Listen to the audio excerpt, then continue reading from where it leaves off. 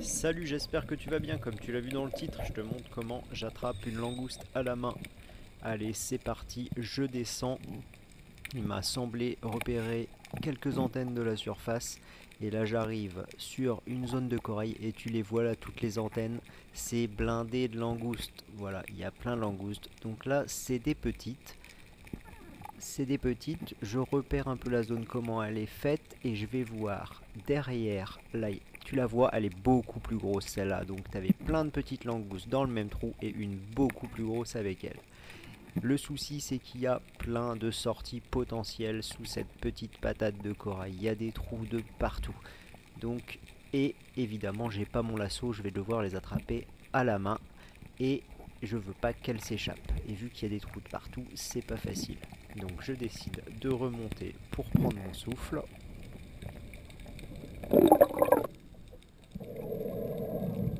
Une fois que c'est fait, j'y retourne.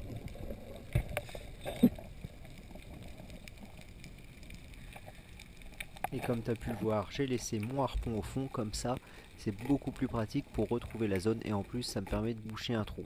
Là j'essaye de trouver du corail mort, donc je ramasse du corail mort au fond de manière à boucher les trous. Voilà, je fais de la maçonnerie au fond de l'eau et je bouche tous les trous. Voilà, de manière à ce qu'il n'y ait plus qu'un seul trou pour pas que les langoustes, quand je vais mettre mon bras dedans, elles s'échappent tout simplement. Donc s'il n'y a plus qu'un trou, elles seront bloquées. Ce sera très facile pour elles enlever ça une fois que je serai parti, puisque c'est que des petits morceaux de coraux. Mais là, juste le temps d'attraper la grosse que tu as vue, ça me permettra d'attraper sereinement cette langouste sans risquer qu'elle s'en aille. Donc deuxième apnée, j'enchaîne sur la troisième.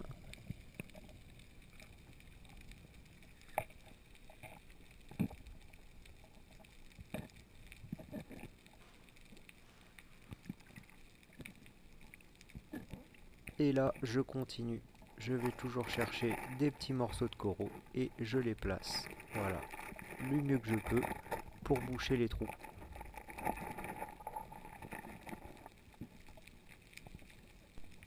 Je vais voir où en est ma belle langouste. Je vois qu'elle est toujours au fond de son trou.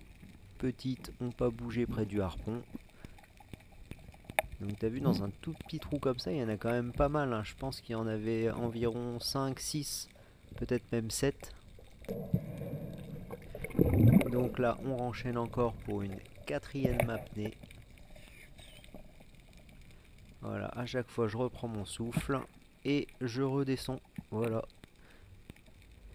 Cette fois-ci, je vais prendre mon harpon pour bien le caler devant le trou qui reste, le trou potentiel, où là on voit pas mal de petites langoustes qui essayent de sortir. J'essaye de trouver une position à mon harpon pour boucher du mieux qu'il peut ce trou.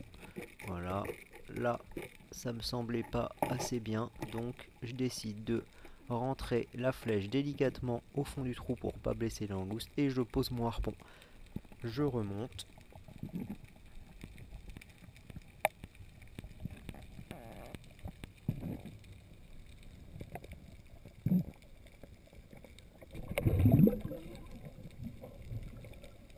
Et encore une apnée, donc cette fois-ci le but ça va être de l'attraper, j'espère que ça va fonctionner.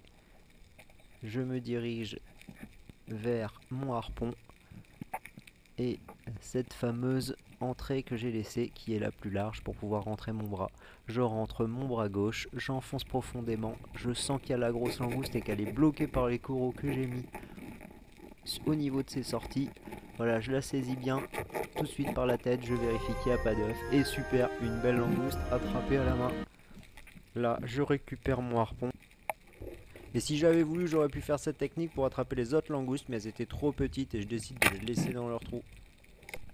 Et là j'ai tiré, pourquoi? Pour que mon harpon reste suspendu dans l'eau, parce que je vais retourner à ma bouée porter la langouste. Ma bouée était un peu loin, et donc si je laisse mon harpon au fond de l'eau, j'ai peur de ne pas le trouver. Du coup je tire de manière à ce que mon harpon reste en suspension dans l'eau, et là je me dis que je vais plus facilement le retrouver, et c'est le cas.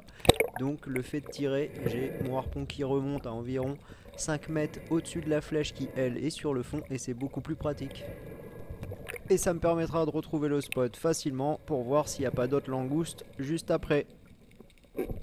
Mais malheureusement il n'y en a pas d'autres et c'est la seule que je ferai sur ce spot. Bonus, je te mets le tir d'un Calamus bajonado. C'est un Daubéné trembleur, un Sparidé tropical. Je crois qu'ils appellent ça aussi gueule pavée en Guadeloupe.